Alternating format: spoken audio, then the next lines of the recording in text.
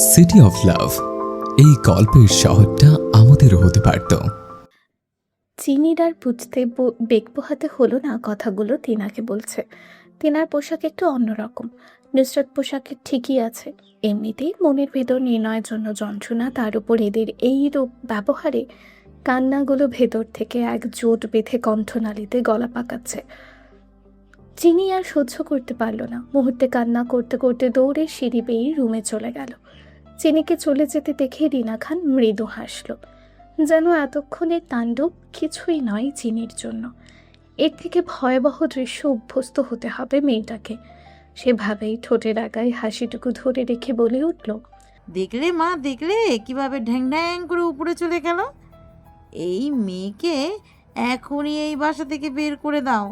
রিনা রঙ্গনা তায়েবকে চিনির বিরুদ্ধে আরও উস্কাবে, তবে মাঝপথে ব্যাঘাত ঘটল সালমা তায়েব। অবশ্য রিনা তায়েবকে মাঝপথে থামানোর জন্য এরূপ কাজ করতে হতো। সালমা তায়েবই ততস্থ গলায় বলল, মার্জনা করবেন মা, ব্যাপারটা অত্যন্ত জরুরি হওয়ার পর লক্ষ্য রাখিনি। আমি খেয়াল করিনি কে বাসায় এসেছিল।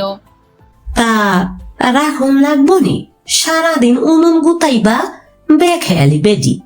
ওদের কথোপকথনের মাঝে তিহাম তায়েব বেলায় প্রবেশ করলো। রঙ্গনা তায়েব আরও কিছু বলতে গিয়েও থেমে যায় তিহামকে দেখে। তিহামের ফর্সা গাল রক্ত লাল হয়ে আছে। ফর্সা হওয়ার দরুন কারো চোখ এড়ায়নি। রঙ্গনা তায়েব চোখ পড়তেই জিজ্ঞেস করলো, দাদু ভাই, গাল লাল হয়ে আছে কেন? এমনি। তিহামের কথা শুনে রঙ্গনা তায়েব এত সময় রাগের পারদে কিঞ্চিত লাগাম টানলো। প্রত্যুত্তরে কপালে সূক্ষ্ম ভাঁজ এটে উল্টো শুধালো, এত দেরি হয়েছে কে দাদু ভাই? এমনি। কথা শেষ করে আর এক মুহূর্তের জন্য পিছু ফিরে তাকায় না তিহাম, সোজা কটকটিয়ে রুমে চলে যায়। চিনি দৌড়ে গিয়ে রুমের দরজা চাপিয়ে হেলান দিয়ে সেখানেই বসে পড়ল। আধারে ঢাকাবদ্ধ ঘরে চিনির সেই কান্নার আওয়াজ বড়ই ব্যথাতুর শোনালো। চিনির লম্বা সিল্কি চুলগুলো পুরো মেঝে জুড়ে ছড়িয়ে আছে। দুহাত মেঝেতে রেখে তাতে নিজের ভর ছেড়ে দিয়ে পাগলের মতো অনর্গল কাঁদছে। কান্নার তোপে শরীরটা বারবার ঝাঁকি দিয়ে উঠছে, যেন দুনিয়ার সব কষ্ট চিনিকে ঘিরে ধরেছে। ভেতর থেকে কোনো অসহায় সত্তা বারংবার বলছে, চিনি তুই ধোঁকা দিয়েছিস, হ্যাঁ চিনি তুই ধোঁকা দিয়েছিস। কাঁদতে কাঁদতে অসহায়ের মতো করে চিনি মনের বিরুদ্ধে রুখে দাঁড়িয়ে বলছে, আমি ধোকা দিইনি, সব মিথ্যা, সবটা মিথ্যা। বিপরীতে মনের গুপ্তচর থেকে ভেসে এলো অপ্রত্যাশিত কিছু কথা। জানিস তো চিনি, মানুষ হারালে মানুষ পাওয়া যায়, কিন্তু সেই পুরনো মানুষটাকে পাওয়া যায় না। চিনি কষ্টে উত্তেজনার পারদে এবার চেঁচিয়ে বলতে শুরু করলো, আমি নতুন পুরাণ বুঝি না, আমি নির্ণয় ভাইকে বুঝি, ওনার আদর যত্ন বুঝি। উনি কখনোই আমায় ঘৃণা করতে পারে না। কথাগুলো বলতে বলতে উন্মাদের মতো উঠে দাঁড়ালো। নুসরতের দেওয়া ফোন নাম্বারটা নিয়ে রুম থেকে বের হয়ে এলোমেলোভাবে ছুটতে লাগলো। গুমুটুতায় ভার হয়ে আছে পরিবেশ, নিস্তব্ধ আবহ। আজ প্রায় কয়েকদিন হয়ে গেল নির্ণয়ের কোনো খোঁজ খবর নেই। যেহেতু চিনি কাছে নেই, সেহেতু নির্ণয়েরও নির্দিষ্ট কোনো স্থান নেই। ওর গন্তব্য পুরো দুনিয়ার পুরোটাই শূন্যতা জোরে পড়ে আছে কেবল চাপা আর্তনাদ, দ্য গ্রেস অফ হ্যাভেনে। নির্ণয় আজ প্রায় 3 দিন নিখোঁজ। না আছে ফোন কল, না আছে খোঁজ খবর। সে কখন থেকে জিয়াং কল করে যাচ্ছে নির্ণয় নম্বরে। আদানেরও সকাল থেকে অনেকবার ট্রাই করেছে। একের পর এক কল বেজে যাচ্ছে, কিন্তু কল রিসিভ করার কোনো হদিশ নেই। জিয়াং নির্ণয়কে বারংবার কল দিয়ে না পেয়ে রাগের তাড়নায় গজগজ করতে করতে টেনশনে পায়চারি করছে।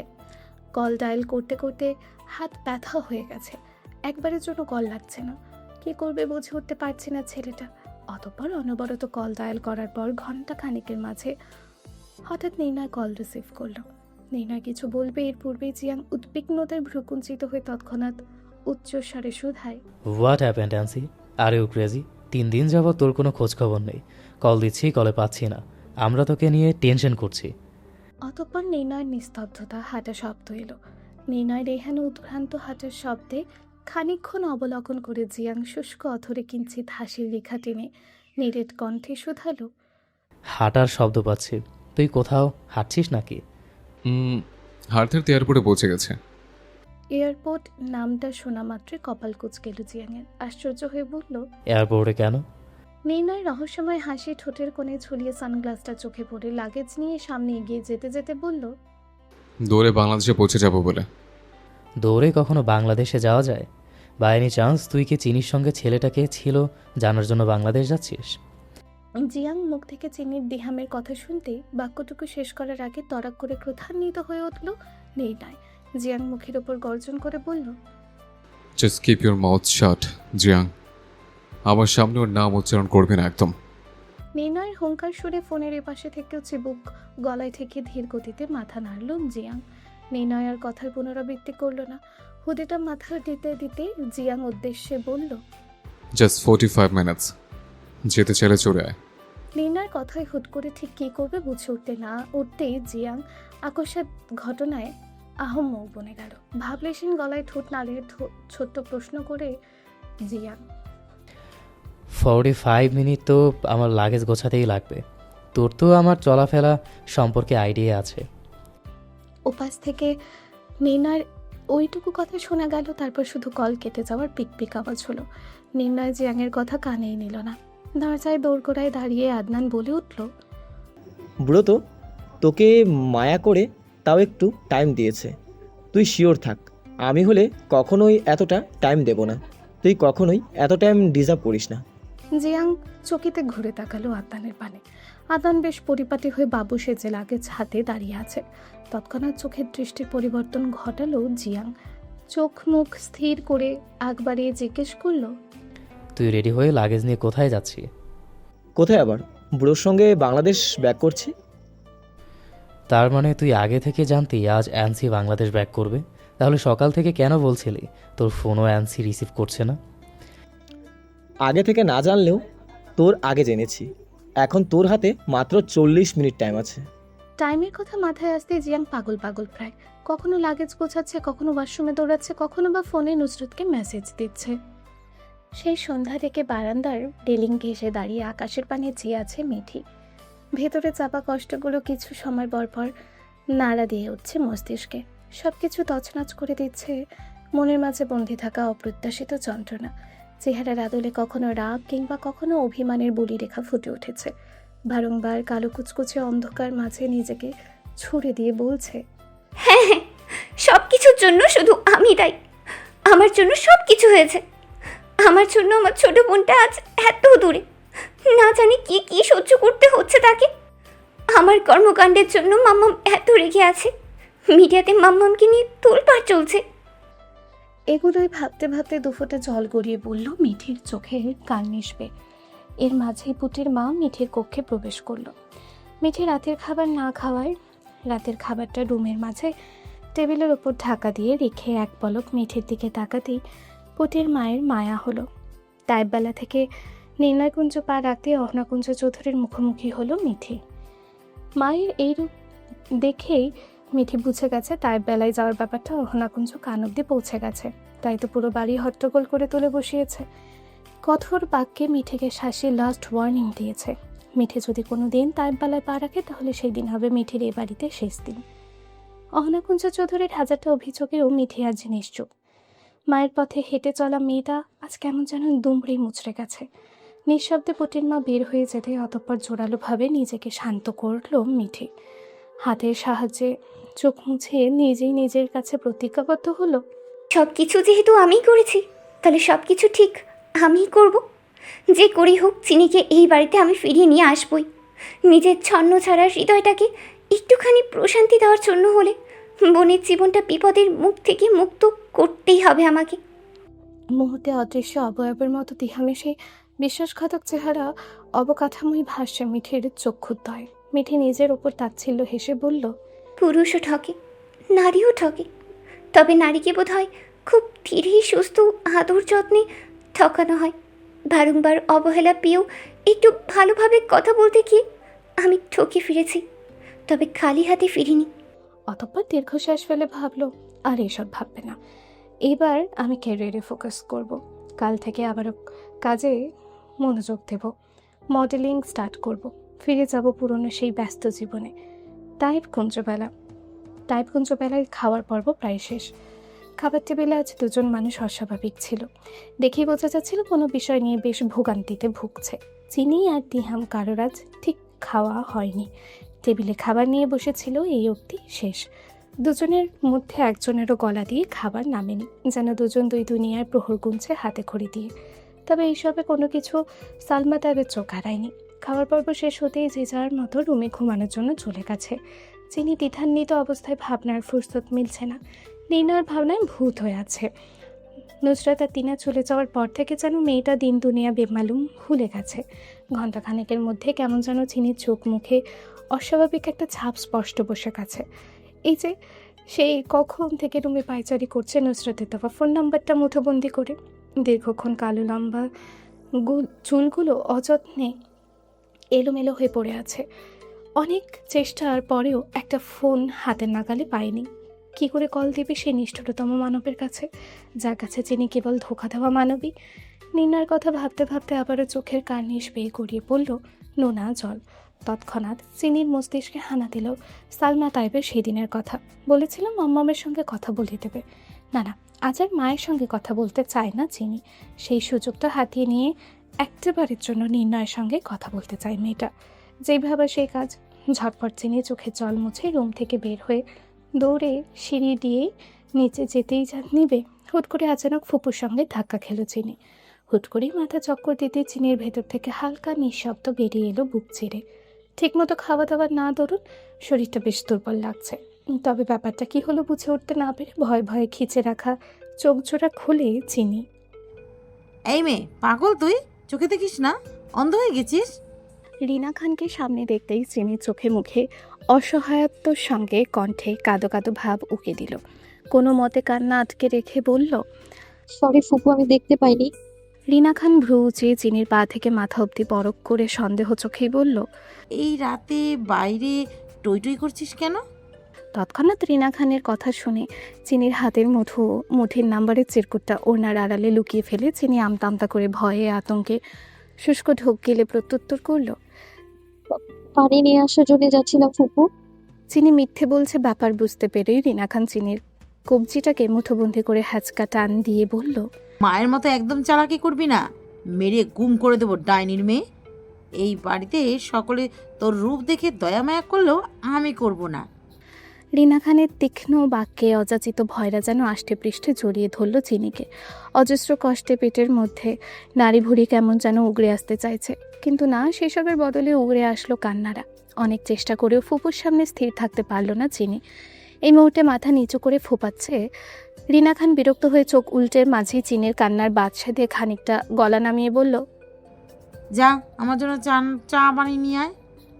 এত রাতে চা বানানোর কথা শুনে চিনি অবাকের চরম সীমানায় গিয়ে পৌঁছালো। চিনি কাঁদতে কাঁদতে একটু থেমে জবাব দেয়, নিয়ে আসি ফুপু। চিনি কিচেনের দিকে যেতেই রিনা খানের ঠোঁটের কোণে এসে জড়ো হলো একটা রহস্যময়ী ক্রূর হাসি। অতঃপর বিড়বিড় করে বলল, তোকে কাজ করাতে করাতে বেঁচে থাকাই মুশকিল করে দেব। বেঁচে ফিরতে পারবি না নির্ণয় কুঞ্জে। চিনি দৌড়াতে গিয়ে কিচেনে পৌঁছাতেই ধপ করে মেঝেতে বসে ফুপিয়ে কেঁদে উঠল। একটা সুমিষ্ট প্রাণচঞ্চল হাসির তরঙ্গে অভাবনীয় মাদকতা ছড়িয়ে পড়া মেয়েটা কেমন যেন বারংবার ভেঙে পড়ছে, যার দরুন নিজের অজান্তে পুরোপুরি নিশ্চল হয়ে পড়েছে। তাই বেলায় আসার পর থেকেই আমি কোথায় এসে পড়লাম? শান্তি স্বস্তি শব্দটাই যেন ভুলে গেছি আমি। এবারে সবাই আমাকে কাটার চেয়েও বেশি তীক্ষ্ণ ব্যথা দিচ্ছে। অতুল সমুদ্রের কষ্টের মাঝে হঠাৎ করে নির্ণয়ের কথা মনে পড়ে। মানুষটা উন্মাদের মতো আগলে রেখেছিল। যতটুকু কষ্ট দিয়েছিল তার চেয়ে হাজার গুণ যত্ন ও ভালোবাসা দিয়েছে। এই কয়েক মাসে মা বোনের শূন্যতা অনুভব করতে দেয়নি কখনো। সে আজ কতই না দূরে। বিশ্বাস অবিশ্বাস্য খামে বন্ধ হয়ে নিশ্চয়ই অভিমান বয়ে বেড়াচ্ছে। চিনির মনে পড়ে গেল চিনির কাছে খোলা বইয়ের মতো শব্দ করে কিছু বাক্য প্রকাশ করেছিল নির্ণয়, সব কিছু হারানোর পর পেয়েছি তোকে, তোকে হারানোর মতন সাহস আমার নেই।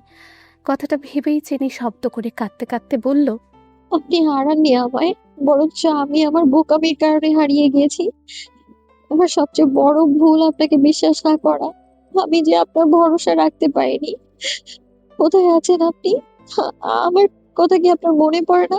আমি যে আপনার সাথে কথা বলার জন্য উন্মাদ হয়ে উঠেছি। আজ আকাশে চাঁদ নেই, কেমন আকাশটা গুমট বেঁধে আছে। ছাদের রেলিং ঘেঁষে দাঁড়িয়ে ঘন্টা খানেক যাবৎ অন্ধকার আকাশের পানে এক নাগারে তাকিয়ে বিড়বিড় করছে তিহাম। তিহামের পুরো ভাবনা জুড়ে মিঠি আছে। যাকে সবচেয়ে বেশি ঘৃণা করে তাকেই সবচেয়ে বেশি মনে পড়ে। কথাটা বোধহয় সত্যিই মনে হচ্ছে আজ। তবে আজ কেন যেন মিঠির মাঝে অন্যরকম দুর্বলতা অনুভব করেছে তিহাম। গালের থাপ্পড় ভুলে বেমালুম মিঠিকে নিয়ে গবেষণা করতে বসেছে। কেন মিঠিকে আজ এমন দেখাচ্ছিল? মিঠি কি অসুস্থ? নানা চিন্তা ভাবনা ঘুরছে তিহামের মস্তিষ্কে। যদিও তিহাম কি ভাবছে সে বিষয়ে বিন্দুমাত্র ধারণা নেই তার। ও তো কেবল নিজের ছন্ন ছাড়া হৃদয়টাকে একটুখানি প্রশান্তি দেওয়ার জন্য জীবনটাকে কোথায় ঠেলে দিচ্ছে জানে না। অযাচিত বিপদের মুখে ঠেলে দিয়ে এখন আবার মিঠির ভাবনায় ব্যস্ত। হঠাৎ করে তিহামের ভেতর থেকে স্বচ্ছ সত্তাগুলো হাতুড়ে পেটানোর শব্দ করে আধার ছাপিয়ে ভেসে এলো বেপরোয়া মনের গভীর আর্তনাদ। কাকে নিয়ে ভাবছিস তিহাম? যে তোর বাবা দাদার খুনি, যে তোর সামান্য সুখটুকু কেটে নিয়েছে, তোকে খুশি থাকতে দেয়নি, বারংবার জীবনে এসে সব কিছু লণ্ডভণ্ড করে দিয়েছে সেই ছোট থেকে। হ্যাঁ, ছোট থেকে তোকে একা ফেলে নিঃস্ব করে চলে গিয়েও শান্ত হয়নি। তিহাম বিড়বিড় করে বলে উঠল, এইবার আর ছাড় দেব না। কষ্ট দিতে দিতে কষ্টের অনুভূতির সঙ্গে প্রতিদিন নতুনভাবে তোমার পরিচয় হবে মিরন্তা তায়েব। প্রায় 8 বছর আজ দেশে ফিরেছে নির্ণয়কুঞ্জের প্রায় 8 বছর পর আজ দেশে ফিরেছে নির্ণয়কুঞ্জের একমাত্র উত্তরাধিকারী নির্ণয় সিনহাত চৌধুরী। সামাজিক মাধ্যম ও রাজনৈতিকে ছেড়ে অন্য দেশে পাড়ি দিয়েছে সে মানব। সেই মানবের রহস্য জানার জন্য এখনো মানুষ তৎপর।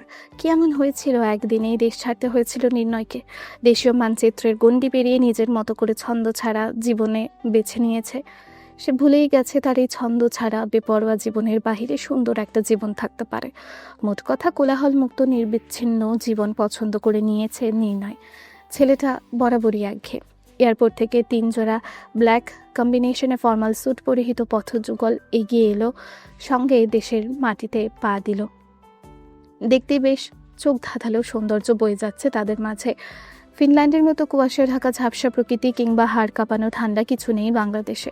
তীব্র রৌদ্রে শরীর ঝলসে যাওয়ার মতো রৌদ্র যেন খা খা করছে। শুধু রৌদ্র বললে ভুল হবে, মারাত্মক রৌদ্রের উত্তাপ। সুন্দর ঝলমলে রৌদ্রোজ্জ্বল দিন বললেই চলে। পাখির কিচিরমিচির ধ্বনি। জিয়াং তৎক্ষণাৎ পকেট থেকে মিনি মিররটা বের করে নিজের সুদর্শন চেহারাটাতে চোখ বুলিয়ে ঠোঁট কামড়ে একগাল হাসি টেনে বলল, একটানা লম্বা ফ্লাইট করার পরও আমাকে বেশ ফ্রেশ লাগছে। দ্বিতীয় দফায় আদনানকে অবাক করে দিয়ে জিয়াং নিজের শরীর থেকে নিজের ঘ্রাণ শুকিয়ে খুশিতে আপ্লুত হয়ে ফের বলল, না, শরীর থেকে ব্যাড স্মেলও আসছে না। মনে তো হচ্ছে বাংলাদেশের সবচেয়ে হ্যান্ডসাম বয় আমাকে লাগছে। যাক, ঠিকঠাকভাবে অবশেষে বাংলাদেশ পৌঁছে গেছি। শান্তি আর শান্তি। বাংলাদেশে এসেছিস, শ্বশুর বাড়িতে নয়। খুশিতে এত গদগদ করছিস কেন? কথাটা বলেই আদনান বিরক্ত ভাব প্রকাশ করল। আজ শ্বশুরবাড়ি নেই বলে কি হয়েছে? কাল হতে কতক্ষণ? আর তোর এত ফাটছে কেন? তোর খুশির গদগদানি শব্দ শুনে আমার ফাটছে। এটা বাংলাদেশ, ফিনল্যান্ড নয়। ভালো হয়ে চলিস, নয়তো লেডিসদের চুলের চিরুনি থেকে শুরু করে পায়ের জুতো অবধি সব শেষ করে সব কিছু দিয়ে উত্তম মাধ্যম খাওয়ার জন্য প্রস্তুত থাকতে হবে। বাংলাদেশের মানুষ আর্টিফিশিয়াল বস্ত্র কমই পছন্দ করে। বাক্যটুকু আর শেষ করতে পারল না আদনান। তার আগে জিয়াং কড়া গলায় শাসিয়ে উঠল, বাই এনি চান্স তুই কি আমায় আর্টিফিশিয়াল বস্তু বলছিস? তুই কিন্তু আমায় অপমান করছিস আদনান। মান থাকলে না অপমান। এয়ারপোর্টের বাহির দুজনের মধ্যে কথা এক প্রকার ঝগড়া লেগে গেল। নির্ণয় এয়ারপোর্টের গণ্ডি পেরোতেই রোদ চশমা চোখে পড়েই ওদের ওভারটেক করে ড্রাইভিং সিটে বসতেই যাবে। সেই দৃশ্যটি জিয়াং আর আদনানের ঝগড়ার মাঝে চোখে পড়তেই দুজনে বাতাসের বেগে হুমড়ি খেয়ে পড়লো নির্ণয়ের সামনে।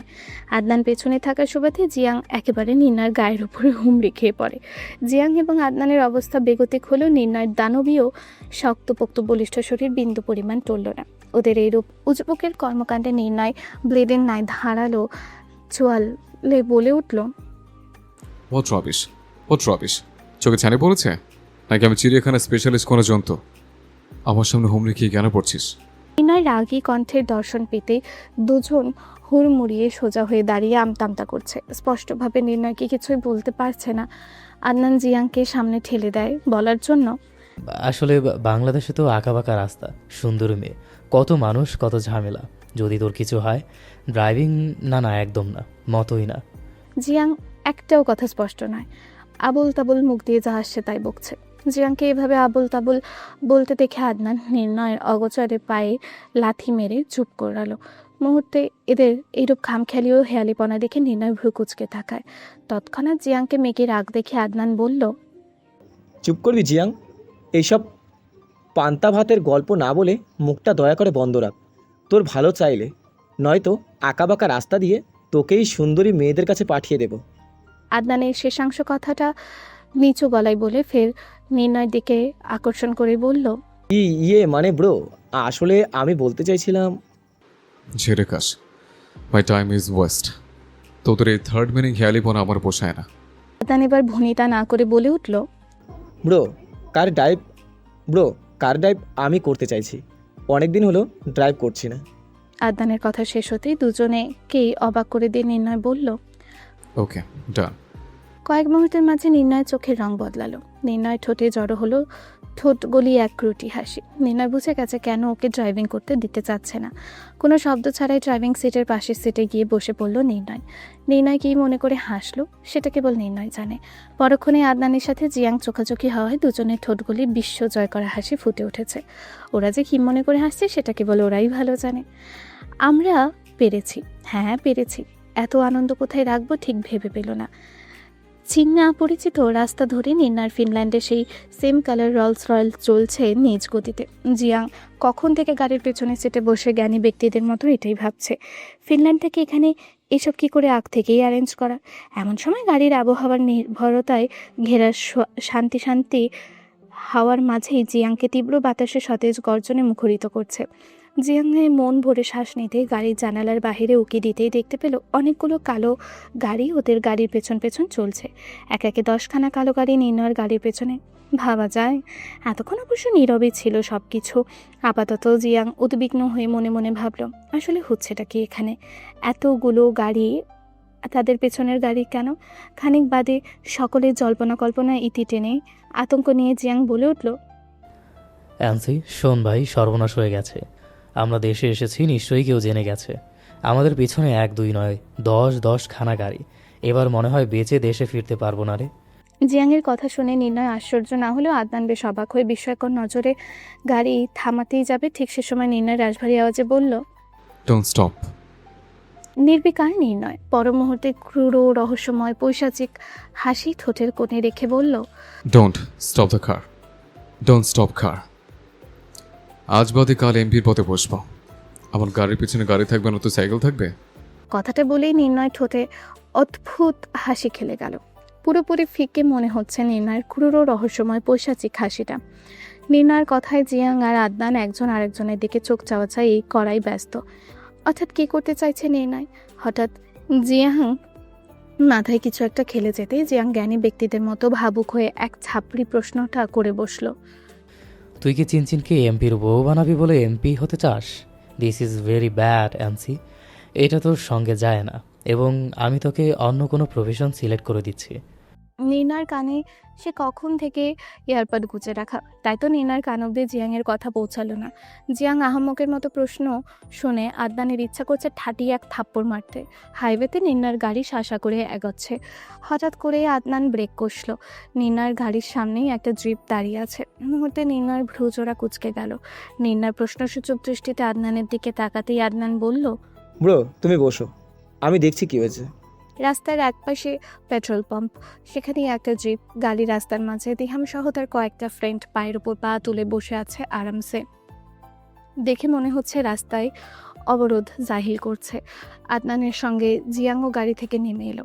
আদনান জিপের সামনে খানিক এগিয়ে জিজ্ঞেস করলো, কি সমস্যা? মেইন রোড এভাবে রাস্তা আটকানো মানে কি? জিপ থেকে একটা ছেলে বলল, এই রাস্তা দিয়ে আজ গাড়ি চলবে না, অন্য রাস্তা মানে জঙ্গলের রাস্তা দিয়ে ঘুরে যান। মগের মুলুক নাকি বাংলাদেশ? সরকারি পরিষ্কার পরিচ্ছন্ন রাস্তা থাকতে জঙ্গলের রাস্তা দিয়ে যাব কেন? এদেশের কি আইন কানুন কি গলায় ফাঁসি দিয়ে মরেছে নাকি? জিয়াং মুখে আইন কানুনের কথা শুনতেই এত সময় আরাম করে শুয়ে থাকা দিহাম চোখ থেকে বড় রোদ চশমাটা খুলে গাড়ি থেকে নেমে এদিকে আস্তে আস্তে বলল, বাড়ির মতো রাস্তা ও নিয়ম কানুনের জ্ঞান দেয় কোন শালা? কথাটা বলেই দিহাম সামনে এগিয়ে জিয়াং পা থেকে মাথা অব্দি ভালো করে দেখে বলল, ওইটাকে দেশের মনে হলেও এটাকে তো দেশের মনে হচ্ছে না। মনে তো হচ্ছে ভিনদেশি, কিন্তু কোথাও দেখছি বলে মনে হচ্ছে। অতঃপর দিহাম উথাল পাথাল না ভেবে গা ছাড়া ভাব নিয়ে ফের বলতে শুরু করলো, শোন ভাই, ক্যাচাল করে লাভ নাই। উপজেলার মেয়র সঙ্গে আমাদের পাঙ্গা লাগছে। সরকারি রাস্তা হলেও আমাদের দল ও আমরা খাটাখাটুনি করে সরকার থেকে অনুমতি ও সাহায্য নিয়ে রাস্তা ঠিক করেছি। যেই বিপক্ষ দল জয়লাভ করে মেয়র হলো, সেই রাস্তা দখলদারি ওদের হয়ে গেল। আমরা তা মানতে পারি না, তাই আজ এর শেষ দেখব। এই রাস্তায় গাড়ি চলবে না, ঘুরে যাও। তাইববেলার বংশে কোনো কালেই কেউ রাজনীতিতে জড়ায়নি, কিন্তু সকলের অগোচরে দিহাম ঠিকই রাজনীতিতে যোগ দেয়। আদনান বলল, আমরা তোমাদের সমস্যা বুঝতে পেরেছি, কিন্তু অনেক পথ চলে এসেছি, এখন ঘুরে যাওয়া পসিবল না। জিয়াং আদনান দিহাম সে কখন থেকে কথা কাটাকাটি করছে, ব্যাপারটা দূর থেকে নির্ণয় দেখে যাচ্ছে, কিন্তু এইসব সিলি ঝামেলা জড়ানোর কোনো ইচ্ছে নেই নির্ণয়ের। এত সময় নির্ণয় সেদিকে তাকিয়ে থাকলেও দিহামের ওপর নজর পড়েনি। নির্ণয় এবার ভালো করে লক্ষ্য করতে জিয়াং আর আদনান পাশাপাশি হওয়ার দরুন কিঞ্চিত ফাঁকা দিয়ে সেকেন্ড খানিক সময়ের জন্য দিহামের চোখে চোখ পড়ল নির্ণয়ের। মুহূর্তে নির্ণয় হুট করে একটা অদ্ভুত কাজ করে বসলো। মেজের জায়গা ছেড়ে গাড়ি থেকে নেমে চোখ থেকে রোদ চশমা খুলে সিটে ছুঁড়ে ফেলে আকস্মাৎ কেউ কিছু বুঝে ওঠার আগে তেড়ে এসে দিহামকে হ্যাঁচকা টানে কলার চেপে ধরল। 1 সেকেন্ড 2 সেকেন্ড নয়, প্রায় 30 সেকেন্ড অতিবাহিত হয়ে যায়। নির্ণয়ের কাজে সকলেই হতবিহ্বল হয়ে জড়ো হয়ে গেল। জিয়াং আদনান এটুকু সামান্য কারণে নির্ণয় রাগ করার মতো কোনো কারণ খুঁজে পাচ্ছে না। তবু কয়েক মুহূর্তের জন্য নির্ণয়ের চোখের রং বদলে রক্তিম হয়ে উঠল। আবারও সেই ভয়ানক তীক্ষ্ণ চাউনি। নির্ণয়ের এই রূপ অনেক দিন পর দেখছে জিয়াং। একদম হুট করে চোখে চোখ রাখলো। দিহামের অতঃপর হারিয়ে গেল ফিনল্যান্ডের সে বিস্ফোরণ ও পার্টির দিনের ঘটনায়। নির্ণয়ের চিনতে ভুল হয়নি। হ্যাঁ, এই সেই চোখ যা মাস্কের আড়ালে লুকিয়ে থেকে চোখের সাহায্যে বারংবার নীরব হুমকি প্রদান করত নির্ণয়কে। এই সেই চোখের মালিক। এই মানুষটাকে বারংবার চিনির পাশে দেখেছে নির্ণয়। এখনও সেসব কথা ভাবলে মাথাটা জ্বলন্ত লাভায় টকবক করে ওঠে নির্ণয়ের। মুহূর্তে মানুষ হইচই পড়তেই জিয়াং আর আদনান দৌড়ে এসে দিহামের কলার থেকে নির্ণয়ের হাত ছাড়ানোর চেষ্টা করছে। সেদিকে দিহামের ফ্রেন্ডরাও চেষ্টা করছে। এতগুলো মানুষ যেন নির্ণয়ের শক্তির কাছে ঠুনকো। কোনো পৈশাচিক সত্তা যেন নির্ণয়ের উপর ভর করেছে। দিহাম হুট করে নির্ণয়কে সামনে দেখে ভরকায়, যেন ভূত দেখছে। বিশ্বাস করতে পারছে না নির্ণয় জিয়াংয়ের কলার চেপে ধরে আছে। নির্ণয় যেন কাউকে 2 পয়সারও তোয়াক্কা করল না। ব্লেডের মতো ধারালো চোয়ালটা শক্ত করে দিহামের কলারের বাঁধন আরও শক্ত করে হেসে সে বলল, প্রতিশোধ নেওয়ার মতো ছোট লোক যেমন আমি নই, ঠিক তেমনি মাফ করে দেওয়ার মতো বড় লোক আমি নই। কড়াই গন্ডায় সব হিসেব করে নেব। দিহাম এত সময় চুপ থাকলেও ও এবার শুষ্ক ঢোক গেলে বলল, মানে আমি কিন্তু সম্পর্কে তোমার বড়। ফাক ইউর থার্ড ক্লাস লেকচার। কথাটা বলেই ধাক্কা দিয়ে দিহামকে নিচের থেকে সরিয়ে হনহন করে চলে গেল গাড়ির কাছে। জিয়াং আর আদনান ছুট লাগালো নির্ণয়ের পেছনে। তবে যাওয়ার আগে কি ভেবে যেন পেছনে করে হাত দিয়ে নিজের চুলগুলো ব্যাক ব্রাশ করতে করতে আদনানের উদ্দেশ্যে বলল, ওর A to Z সব ইনফরমেশন আমার চাই, as soon as possible। তবে ওর পরিচয়পত্র নয়। কথাটা বলে গাড়িতে উঠে গাড়িটা ঝড়ের বেগে উড়িয়ে নিয়ে চলে গেল। এই মুহূর্তে নির্ণয়ের মাঝে একটু দ্বিধাদ্বন্দ্ব নেই বললেই চলে।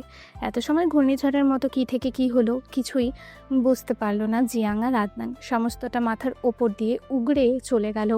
নির্ণয় চলে যেতেই আদনান হতাশ কণ্ঠেই বলে উঠল, এই ভয়টাই এত সময় পেয়েছি আমি, যার জন্য গাড়ি ড্রাইভ করতে দেইনি। অবশেষে সিং নিজেই গন্তব্য অর্ণ। দিহামের সামনে নির্ণয়ের গাড়ি ঝড়ের বেগে চলে গেল। শুধু একটি নয়, নির্ণয়ের পেছনে সারি বাঁধা গাড়িগুলো নির্ণয়কে অনুসরণে ছুটছে। নির্ণয়ের সঙ্গে এই গাড়িগুলো এত সময় এখানেই দাঁড়িয়েছিল, কোনো পদক্ষেপ নেয়নি। এর এক কারণ নির্ণয়ের হুকুম, নিষ্প্রভ তার চাহনি। দিহাম নির্বিকারে এখনও দাঁড়িয়ে নির্ণয় যাওয়ার পানে তাকিয়ে আছে। হঠাৎ দিহামের এক ফ্রেন্ড বলে উঠল, কে উনি? কত বড় সাহস আমাদের শহরে এসে তোর কলার চেপে ধরে। আগে পিছে এত দামি দামি গাড়ি, বেশভূষা দেখে তো মনে হচ্ছে হাই সোসাইটিতে বিলং করে। দেখতেও তো বেশ চোখ ধাঁধালো মতো সুদর্শন মনে হয়, কোনো মুভির হিরো। তবে তাকে তুই কিছু বলিসনি কেন? দিহাম এখনও সেদিকে তাকিয়ে দীর্ঘশ্বাস ছেড়ে ঠোঁট কামড়ে হেসে গলার আওয়াজ খাদে নামিয়ে বলল, finally he is back. Jiang কি মনে করে যেন পিছন দিকে তাকাতেই দেখলো দিহাম জিপে উঠে চলে যাচ্ছে। হঠাৎ দিহামের পেছনের সাইড থেকে দেখে উত্তেজিত হয়ে বলে উঠল, আর এটা তো সেই হ্যান্ডসাম ছেলেটা, ল্যাপটপে যাকে চিনচিনের হাত ধরতে দেখেছি। আমি ড্যাম শিওর আমার সিসি ক্যামেরাযুক্ত চোখ এক দেখায় অবজার্ভ করে বলতে পারে। তুই আগে আমাকে এটা বল, পেছনে দেখে কোন ছাগল বুঝতে পারে সেই ছেলে হ্যান্ডসাম, তাও আবার ল্যাপটপে দেখেছিস? আমি যদি ভুল হই তবে অ্যান্সি কেন এই ছেলের ওপর ক্ষেপে গেল? লাইক সিরিয়াসলি তুই ভাব, এই ছেলে অ্যান্সিকে বলে ও নাকি অ্যান্সির থেকে বড়। এই ছেলে তো আমার চেয়ে বড় গাধা। আদনান কটমটিয়ে জিয়াংয়ের দিকে তাকিয়ে বলল, জিয়াং, তোর মুখ বন্ধ রাখ। এমনি মাথা ভর্তি টেনশন নিয়ে দাঁড়িয়ে আছি, তুই আর টেনশন দিস না। কারণ আদনান বেশ বুঝতে পেরেছে 8 বছর পর দেশে ফিরেছে নির্ণয়, এখন তো তাণ্ডব চলবেই। কে থামাবে নির্ণয়কে? আদৌ কারো ক্ষমতা আছে নির্ণয়কে থামানোর? এটাও কখনো সম্ভব? জিয়াং বোধহয় বুঝতে পারলো আদনানের পেরেশানি। পর মুহূর্তে ফের আদনানের উদ্দেশ্যে বলল, গাড়ি নেই, আমরা যাব কিভাবে? চল, এখানে একটা নামকরা পীর আছে, যা চায় তাই পায়, দর্শন করে আসি। আর বলে আসি, বুড়োর মাথাটা যেন শীতল স্রোতের মতো ঠান্ডা করে দেয়, আর তোর মাথার তারগুলো যেন জোড়া লাগিয়ে দেয়। দুপাশে দুটো ডিভানের ওপর পায়ে পা তুলে মুখোমুখি হয়ে বসে আছে অহনা কুঞ্জ চৌধুরী আর নির্ণয় সিনহা চৌধুরী। না নির্ণয় চীনের কাছে গেছে, না নির্ণয় কুঞ্জে, সরাসরি এমপি অহনা কুঞ্জ চৌধুরীর অফিসে হাজির। অনেকক্ষণ ধরেই তাদের মাঝে পুরোদস্তুর নীরবতা বিরাজমান, কারো মুখে রা নেই, দুজনে দুজনের দিকে তাকিয়ে আছে। ওদিকে তাদের দিক থেকে একটুখানি দূরে দাঁড়িয়ে আছে পলাশ। নির্ণয়ের হঠাৎ আগমনে সবাই ভয়ে শিউরে আছে। অফিস রুমের বাহিরে বেশ খানিকটা ভিড় জমে আছে, সকলের মুখে আতঙ্ক। নয়তো খানিকক্ষণ আগে পুরো জায়গাটা সুন্দর পরিবেশে ভরপুর ছিল, এখন তো সবাই চুপসে আছে। সকলের কাছে মনে হচ্ছে মন্ত্রীর স্বয়ংসভা। এখানে সেই স্বয়ংসভার বিচার চলছে। চারিদিকে থমথমে পরিবেশটাকে আরও খানিকটা গুমট করে দিয়ে অহনা কুঞ্জ চৌধুরী গম্ভীর কণ্ঠে জিজ্ঞেস করলো, 8 বছর পর দেখছি, কেমন আছো তুমি? আগে যেমন ছিলাম ঠিক তেমন, সাইকো, উন্মাদ, জানোয়ার, হিংস্র জন্তু। হঠাৎ দেশে ফেরার কারণ কি? তাছাড়া তোমার গন্তব্য তো নির্ণয় কুঞ্জে, তাহলে আমার অফিসে কি করছো? নির্ণয় হাসতে হাসতে কুটিল স্বরে বলল, ফার্স্ট অফ অল, আমাদের সম্পর্ক এখন ভিন্ন রকম। কথাবার্তার টোন কিংবা আমাকে সম্মান দিতে শেখেন, নয়তো ইন ফিউচার গিল্টি ফিল করবেন। সেকেন্ডলি, আই থিঙ্ক সহজভাবে বলা উচিত, আমি আমার সব কিছুই পাই টু পাই বুঝে নিতে এসছি। নির্ণয়ের কথা অহনাকুঞ্জ একগাল তাচ্ছিল হেসে বলল, ঠিক তোমার বাবার মতো হয়েছ, একটু পাল্টাওনি এই 8 বছরে। হেরে গেছো, এখনও মেনে নিতে পারছো না নিশ্চয়, তাই ভুলভাল বকছো। তোমার নাকের ডগা থেকে চিনিকে তায়েব কুঞ্জের 2 ছেলে ছিনিয়ে নিয়ে এসেছে, নিশ্চয় এইটাই জানতে এসেছো চিনি কোথায় আছে। সম্পদ আমার, আর খবর নেব আপনার থেকে? Very funny. নির্ণয়ের কথায় চটে গেলেন অহনাকুঞ্জ চৌধুরী, দাঁতে দাঁত চেপে বলল, আমার মেয়েরা তোমার সম্পদ হলো কবে থেকে? অহনাকুঞ্জ চৌধুরীর এরূপ বাক্য বোধহয় নির্ণয়ের পছন্দ হলো না। কপালে বুড়ি রেখা টেনে বলল, না, একদম না, মেয়েরা নয়, অনলি ওয়ান, আপনার ছোট মেয়ে। মুহূর্তে দ্বিধাগ্রস্ত হয়ে পড়ল অহনাকুঞ্জ চৌধুরী। কি বলতে চাইছে নির্ণয়? অতঃপর ফের প্রশ্ন ছড়ে, কি বলতে চাইছো তুমি? ধামাকা সারপ্রাইজের জন্য ধামাকা অকেশন প্রয়োজন। এই বিদঘটি পরিস্থিতিতে কি করে এত বড় অ্যানাউন্সমেন্ট করি বলেন? আমার মুডের তো একটা পার্সোনাল ব্যাপার আছে। মজা করছো আমার সাথে? সম্পর্কে আমি তোমার বড় ভুলে গেছো? ছি, এত তাড়াতাড়ি আপনার আমার সম্পর্কে বলতে পারি? নয় সম্পর্ক বলে কথা। তুমি কি আমার সঙ্গে হাসি ঠাট্টা করতে এসেছো? আপনার সঙ্গে কি আমার হাসি ঠাট্টার সম্পর্ক? তাহলে? নির্ণয়ের ভেতর ভেতর ছটফট করতে থাকা পৈশাচিক সত্তাটা বেরিয়ে এলো আকস্মাৎ। সিম্পল ব্যাপার, আমার এমপির পদ আমায় ফিরিয়ে দিন। 8 বছরের পূর্বে আমার অসম্পূর্ণ কাজ যেভাবে মাঝপথে ফেলে চলে গেছে, ঠিক সেভাবে এখন মাঝপথ থেকে শুরু করতে এসছি। এমপি পদ থেকে ইস্তফা দিয়ে দিন। অর্ডার করছো? অহনাকুঞ্জ চৌধুরী সরু দৃষ্টিতে এদিক ওদিক নজর বোড়ালো, ফের বাহিরে তাকাতেই দেখলো কালো পোশাকধারী গাছগুলো তাকিয়ে আছে রোবটের মতো। সেদিক থেকে চোখ ঘুরিয়ে অহনাকুঞ্জ চৌধুরী অগ্নি দৃষ্টিতে তাকালো নির্ণয়ের পানে। বের হয়ে যাও আমার অফিস থেকে। অহনাকুঞ্জ চৌধুরীর কথায় নির্ণয় ক্রুটি হেসে বলল, জাস্ট 3 দিন আপনার হাতে আছে, 3 দিন সময় নিন, মন দিয়ে ভাবুন। এর মাঝে ইস্তফাপত্র দিয়ে আমাকে এমপি অ্যানাউন্সমেন্ট করে দিন। আমি যেহেতু এসেই পড়েছি, তার মানে আই ডিজার্ভ। নয়তো নির্ণয়ের পুরনো রূপ দেখতে পাবেন। এখন আপনি সেটা অর্ডার নাকি ওয়ার্নিং হিসেবে নেবেন, সেটা এখন তো আপনার ব্যক্তিগত ব্যাপার। বাট আমি এমপি পদ চাই, মানে চাই, অ্যাট এনি কস্ট। কথাটা শেষ করে তড়াক করে দাঁড়িয়ে পড়ে নির্ণয়। অতঃপর ছোট নানুর দিকে এক পলক তাকিয়ে ফের পিছনে ফিরে অহনাকুঞ্জ চৌধুরীর উদ্দেশ্যে বলল, প্রতিযোগিতা তো এখনো শুরুই হয়নি, হার জিত তো দূরের ব্যাপার। কিন্তু টেনশন করবেন না, সেই প্রতিযোগিতায় আপনার মেয়ের জামাই জয়ী হবে। নির্ণয় কথাটুকু শেষ করে গটগটিয়ে জায়গা ত্যাগ করে। নির্ণয়ের কথায় অহনাকুঞ্জ চৌধুরী চোখ ঘুরিয়ে ছোট নানুর দিকে তাকিয়ে দাঁতে দাঁত পিষে বলল, এ ছেলে কি পাগল হয়ে গেছে? এসব আবল তাবল কি বলছে কাকামণি? কিসের মেয়ের জামাই? কে কাকে বিয়ে করেছে? কে কার মেয়ের জামাই? এত সময় নির্ণয়ের ভয়ে ছোট নানু কিছু বলেনি, কারণ উনি খুব ভালো করে জানে নির্ণয় যখন কারোর সঙ্গে কথা বলে সেখানে তৃতীয় ব্যক্তি টলারেট করে না। নির্ণয় চলে যেতেই ছোট নানু দৌড়ে এসে বলল, এমনিতেই তোমার হাই প্রেশার মামুনি, মাথা ঠান্ডা করো। মিডিয়ার লোকেরা এমনিতেই উৎপেতে আছে নতুন কোনো খবর প্রচার করার জন্য। এখন মাথা ঠান্ডা রাখতে হবে। নির্ণয়ের মতো রাগচোটা বেপরোয়ার কথা ধরে বসে থাকলে চলবে না। অহনাকুঞ্জ চৌধুরী বেশ চিন্তায় পড়ে গেছে। হঠাৎ করে নির্ণয় কেন দেশে এলো? 8 বছরে কখনো একটা ফোন পর্যন্ত করেনি। সেই ছেলে বলা কওয়া নেই এসে হাজির। নিশ্চয়ই বিশেষ কোনো কারণ আছে। যেহেতু বলেছে এমপি পদ চাই, তার মানে ছল চাতুরি কিংবা জোর জবরদস্তি করে হলেও এমপি পদ নেবে। তাছাড়া নির্ণয়ের মতো নিষ্ঠুর মানব সব করতে পারে, যদি আমার 2 মেয়ের ক্ষতি করতে চায়। কারণ অহনাকুঞ্জ চৌধুরীর চোখে নির্ণয় একজন নির্দয় মানব। কতটা অমানুষ হলে চিনির মতো বাচ্চা মেয়ের মাথায় রিভলভার ঠাকায়। আর সেই ভয়ঙ্কর রাতের কথা ভাবতেই কলিজা কেঁপে ওঠে। কথাটা ভেবেই অহনাকুঞ্জ চৌধুরী শিউরে উঠল। দ্বিধান্বিত অহনাকুঞ্জ চৌধুরী ভাবনার ফুরসত দিল না নিষ্ঠুর মানব। সামান্যতম দয়া না দেখে একের পর এক হুমকি ছুড়ে গেছে। অনেকটা পথ হেঁটে পাড়ি দেওয়ার পর আদনান আর জিয়াং অবশেষে সেই পীর বাবার গন্তব্যে পৌঁছালো। সামনে বড় একটা বটগাছ, বেশ সাজানো গোছানো, রং বেরঙের রঙিন কাপড়ে মোড়ানো। পুরোটা থিম জুড়ে রয়েছে বড় সড়ো একটা অদ্ভুত শঙ্খ। সজ্জিত হয়েছে অভ্যন্তরের গাছগুলো। সব ঠিকঠাক আছে, কিন্তু যার জন্য এত দূরে আসে সেই নিরুদ্দেশ। রৌদ্রের উত্তাপে জিয়াংয়ের বেহাল দশা। ফর্সার ত্বক কালচে বর্ণ ধারণ করেছে, ঘেমে ভিজে একাকার হয়ে গেছে। তবু যেন চোখে মুখে সামান্য পরিমাণ বিরক্তির ছাপ নেই। আদনান কয়েক কদম যেতেই মাঝপথে আদনানের সিদ্ধান্ত পরিবর্তন হয়ে যায়। কবে কখন তিনার মুখ থেকে এই পীরের হদিশ শুনেছে। এই পীরের শরণার্থী হয়ে নাকি আল্লাহর কাছে কিছু চাইলে পাওয়া যায়। এই পীরকে হুজুরও বলা হয়। সোশ্যাল মিডিয়ায় তার খুব গুণগান। 5 ওয়াক্ত নামাজ পড়ে, আল্লাহর কোরআন হাদিস মেনে চলে। তবু আদনান ভাবলো তাকে নিয়ে কি এত মাতামাতি করা ঠিক? তাছাড়া আদনানের কেন জানে পীরের প্রতি মন থেকে ভক্তি অনুভব হচ্ছে না। তবে জিয়াং নাজুর বান্দা যেই না ভুলে আদনানের মুখ থেকে শুনেছে এই পীরের কাছে যা চায় তাই পাওয়া যায়। কথাটা শুনতেই জিয়াংকে আটকানোর সাধ্য কারও নেই। টেনে হিচড়ে ঠিক নিয়ে এসেছে আদনানকে। তবে অবশেষে এলো ঠিকই। যেমন শুনেছে সবকিছু তেমন ঠিকঠাক থাকলেও পীরের স্থানে পীর নেই। আদনান চারিদিকে চোখ বুলিয়ে উচ্ছ্বাসিত কণ্ঠে বলল, ওরই মনে হয় ওয়াশরুমে গেছে পেট খালি করতে। চল অন্য সময় আসবো, আজ যাই।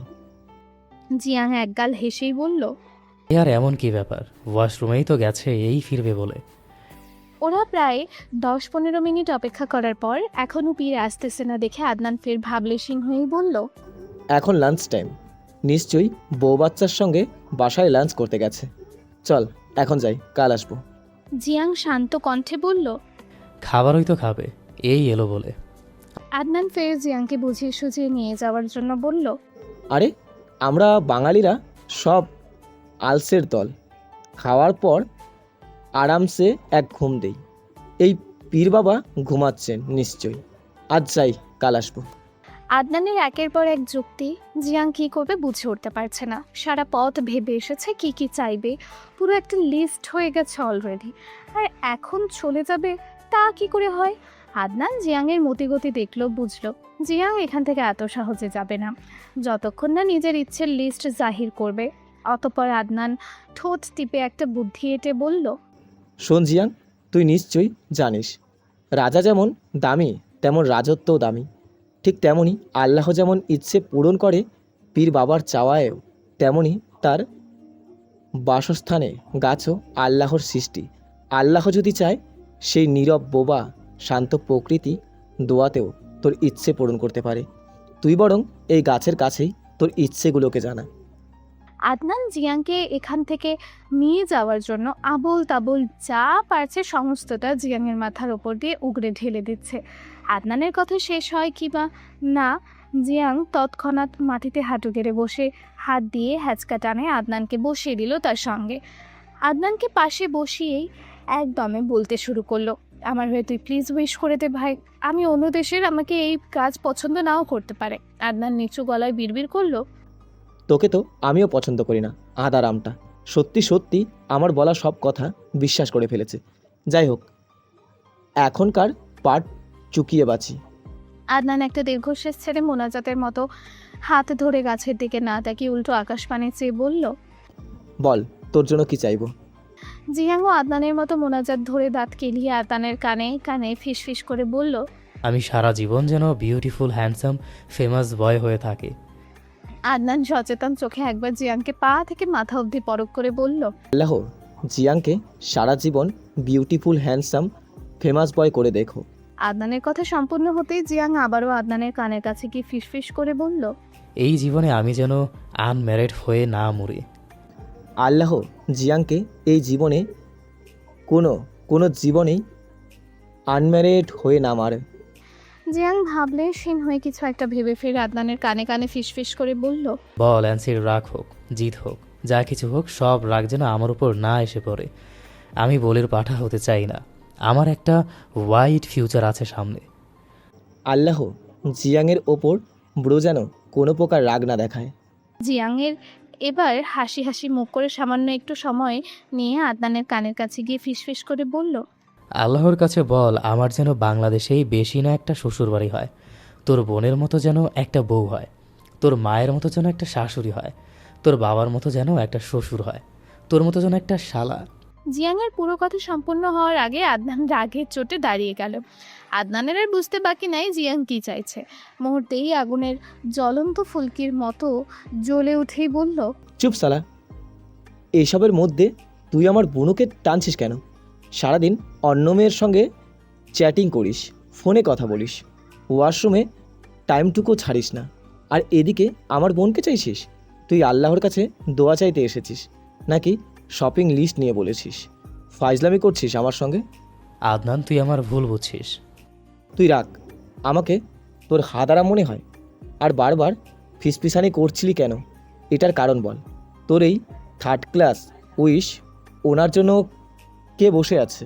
যদি আল্লাহ বুঝে যায় আমি তোকে শিখিয়ে দিচ্ছি, তাই ফিসফিসিয়ে বলছি। জিয়াংয়ের এইরূপ বোকা বোকা কথা শুনে আদনানের রাগ যেন মাথায় গেড়ে বসল। আদনানের রাগের ঘট এমনি পরিপূর্ণ। এইসব শোনার পর আরও বেশি মাথা খারাপ হয়ে গেল। চেঁচামেচি করে বলল, তোর সঙ্গে আর এক মুহূর্ত নয়। কথাটা বলেই হনহন করে চলে যাচ্ছে। পেছন থেকে জিয়াং বলল, আমিনটা তো বলে যা প্লিজ, নয়তো দোয়া কবুল হবে না ইয়ার। অন্ধকার রুম, চারিপাশ নৈশব্দ ঘেরা, চারিদিক ঘুটঘুটে অন্ধকার, তার সাথে নিস্তব্ধ পরিবেশ। জানালা থেকে শুরু করে কাচের দেয়ালের পর্দাটা পর্যন্ত টেনে দেয়া। সেন্টিমিটার দূরত্বে হলদে নিয়ন বাতির ঠিক নিচে প্রতিদিনের মতো রকিং চেয়ারে বসে বসে নিকোটিনের ধোঁয়া ওড়াতে ওড়াতে নিটল ভঙ্গিতে দণ্ডায়মান নির্ণয় সিনহা চৌধুরী।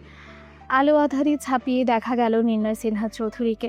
সিগারেটের স্বাদ যেন আজকাল ভীষণ তিতকুটে লাগছে নির্ণয়ের কাছে।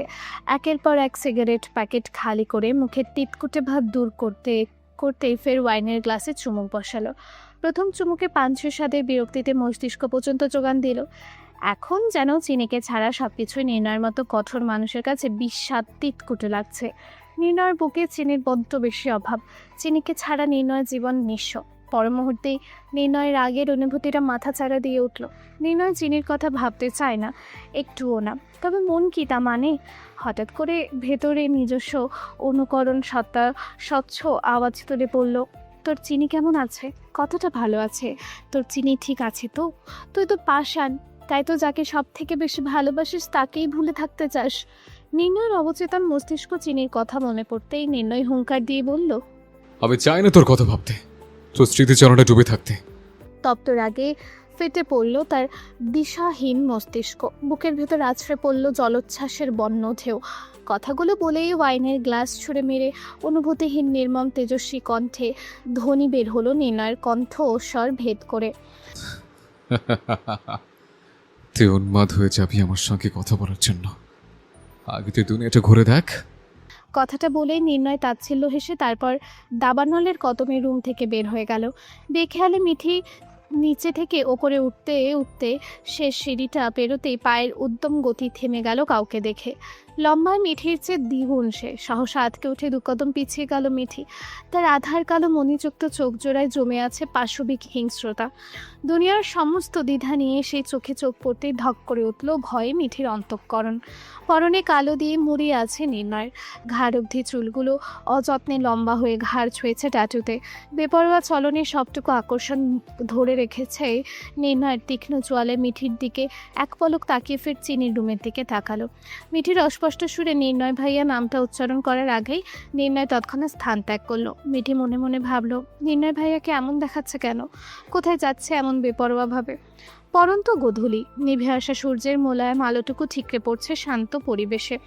আলোকরশ্মির সংস্পর্শে ঝলমল করছে স্বচ্ছ আলোর দিগন্তর। অদূরের দিগন্ত ছড়িয়ে ঝাঁকঝাঁক বেঁধে গন্তব্যে ফিরছে পরিশ্রান্ত পানকৌড়ির দল, যে যার মতো ফিরে ফিরে যাচ্ছে ডানা মেলে নিজস্ব ঠিকানায়। টাইপকুঞ্জবেলায় ছাদে সবসময় মানবশূন্য বললেই চলে। সচরাচর এমনটা দেখা যায় না কোনো বাড়িতে। তবে এ বাড়িতে নিয়মগুলোই কেমন যেন বিদঘুটে আকারের। দিনরাত 24 ঘন্টায় নতুন নতুন নিয়মকানুন রীতি সরগম হয়ে থাকে এই বাড়িটা। সারাদিন এগুলোই মেনে চলতে হয় চিনিকে, অথচ চিনি সম্পূর্ণ ভিন্ন চিত্রে বড় হওয়া একটা মেয়ে। ওদিকে এই সব দৃশ্য পুরোই আশ্চর্যজনক মনে হয় চিনির কাছে। ছাদে কেউ না আসার দরুন চিনি সে কখন থেকে ছাদে দাঁড়িয়ে আকাশের পানে চেয়ে আছে এক মনে। প্রচণ্ড ঘৃণা, অভিমান, বিষণ্ণতায় গলা ভেদ করে খাবার নামে না চিনির। সাবলীল দিনগুলো হারিয়ে গিয়েছে বিভীষিকার অনলে। সর্বনাশা প্রণয়ের দাবানলে জ্বলে পুড়ে ক্রমশই খাক হয়ে যাচ্ছে অন্তঃকরণ। না পারছে কাউকে বলতে, না পারছে গিলতে। এভাবেই কিছুদিন পেরিয়ে গেল বিভীষিকায়। আকাশের পানে চোখ ঘুরাতেই নিজের ফর্সা হাতের কালচে দাগে নজর পড়ল চিনির। হতাশায় হালকা নিঃশ্বাস বেরিয়ে এলো চিনির বুক চিরে। সেদিন মাঝরাতে ফুপুর জন্য চা বানাতে গিয়ে চিনির আঙুলের ডগায় প্রথম ক্ষত তৈরি হয়েছে। দ্বিতীয় পোড়া ক্ষতটা বোধহয় ফুপু ইচ্ছে করে দিয়েছে। চিনির চোখে ভেসে উঠল সেই দিনের মাঝরাতের ঘটনা। চিনি না কখনো ছোট থেকে রান্নায় হাত বুলিয়েছে, না কখনো অহনাকুঞ্জ চৌধুরী কিংবা মিঠি এমনটা করতে দিয়েছে। চিনি তো সেদিন প্রথমবারের মতো কিচেনে প্রবেশ করেছিল। অতীত কান্নাকাটির পর্ব শেষ করে অতি কষ্টে হাতে আগুনের সেকা খেয়ে চা বানিয়ে ফুপুর জন্য দোতলার করিডোরে পা রাখে চিনি। চিনি ট্রেতে করে ফুপুর জন্য গরম গরম চা নিয়ে হাজির হয় ফুপুর কক্ষের দোরগোড়ায়। চিনির অবশ্য চা খাওয়াতে তেমন একটা খারাপ লাগেনি।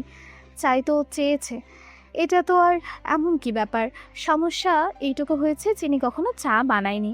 তাছাড়া কষ্ট করে আগুনের সেকা খেয়ে চা বানালেও নিঃসংকোচে চিনির মনে একরাশ আনন্দ ছিল। ফুপুর জন্য চা বানিয়েছে বলে কথা। ফুপু আসবো? রিনা খান এত রাতে মেয়ের সঙ্গে ভিডিও কলে কথা বলতে ব্যস্ত। চিনির উপস্থিতি টের পেতেই কথার ইতি ঘটিয়ে চিনিকে পরখ করে বলল, হ্যাঁ আসতে পারিস। যাক বাবা, তোর মা তাহলে তোকে ভদ্রতাটুকু শিখিয়ে দেখা যায়। চিনি চুপ করে আছে। এইরূপ কথার কোনো রূপ প্রত্যুত্তর করলো না, বরং চিনির ঠোঁটের কোণে লেগে আছে হালকা আন্তরিকতা মাখা হাসি। তখনই ফুপুর দিকে চেয়ারে কাপটা এগিয়ে দেয় চিনি। রিনা খান চায়ের কাপে হাত বাড়াতেই মনে মনে ফোন দিয়ে এঁটে কুটিল হাসল। তাই ইচ্ছে করে গরম চায়ের কাপ হাতে নিতে গিয়ে চায়ের কাপ উল্টে ফেলে দেয় চিনির হাতে। রিনা খানের পরিপূর্ণ পরিকল্পনার মতো পুরো চাটা চিনির হাতের ওপরই পড়ল। চা ছিল ধোয়া ওঠা আগুন গরম। চিনি খানিকটা চেঁচিয়ে উঠল। ব্যথার শব্দের আর্তনাদ বেরিয়ে এলো চিনির মুখ থেকে। তৎক্ষণাৎ রিনা খান ছুটে এলো চিনির কাছে। রিনা খান তাড়াহুড়ো করে মায়া দেখানো ভাব করে হাতটাকে টেনে উল্টে পাল্টে দেখে নিল। হাতের অনেকটা জায়গা ধরে লালচে বর্ণ ধারণ করেছে। মুহূর্তে রিনা খান অনুভূতি পাল্টে মুচকি হেসে বলল, লেগেছে বুঝি? খুব লেগেছে? চিনি ফোপাতে ফোপাতে মাথা নাড়িয়ে হ্যাঁ বলল। তৎক্ষণাৎ রিনা খান আর একটা ভয়ঙ্কর কাজ করে বসলো। চিনির পোড়া ক্ষত জায়গায় হঠাৎ করে চেপে ধরলো। চিনি ব্যথায় চোখ মুখ খিঁচে বন্ধ করে জোরে চিৎকার করলো। ঠোঁট ভেঙে ফুপিয়ে উঠে থেমে থেমে কান্নার আওয়াজ রুমের বাহিরে প্রবাহিত হলো। চিনির চিৎকার চেঁচামেচির আওয়াজে পাশের রুম থেকে দিহাম দৌড়ে ছুটে এলো। অনাকাঙ্ক্ষিত ঘটনায় দিহাম বিস্ময়কর কণ্ঠে উচ্চারণ করলো, রিনা ফুপু। তৎক্ষণাৎ দৌড়ে গিয়ে রিনা খানের হাত থেকে চিনির হাতটা জোর জবরদস্তি করে ছাড়ালো। দিহাম উদ্গ্রীব হয়ে প্রশ্ন করলো চিনিকে, ঠিক আছো তুমি? তোমার হাত পড়লো কি করে? চিনি জবাব দিল না, দাঁড়িয়ে রইল একইভাবে। মুখে কোনো রাগ নেই, কেবল চোখ দিয়েই টুপটুপ করে ঝরে পড়ছে ব্যথা তরুণাচল। চিনির থেকে চোখ ফিরিয়ে ফুপুর দিকে দৃষ্টিপাত করে প্রশ্ন করলো দিহাম, চিনির হাত তুমি পুড়িয়েছো ফুপু? রিনা গায়েব, নিঃস্ব, যেন কিছুই হয়নি। এটা খুব সামান্য ব্যাপার। ফুপুর এত সব কারসাজিতে ভীষণ হতাশ হওয়ার সঙ্গে সঙ্গে আশ্চর্য হলো দিহাম। মুখ কালো করে ফুপুকে দেখছিল চুপচাপ। এই ঘটনার প্রেক্ষিতে চিনির ব্যথার সঙ্গে সঙ্গে কষ্ট পেয়েছে দিহাম বেশ আন্দাজ করতে পারছে। চিনির হাত জ্বালা করছে ভেবে পাশের টেবিল থেকে গ্লাস ভর্তি পানি নিয়ে চিনির হাতে ঢেলে দিল।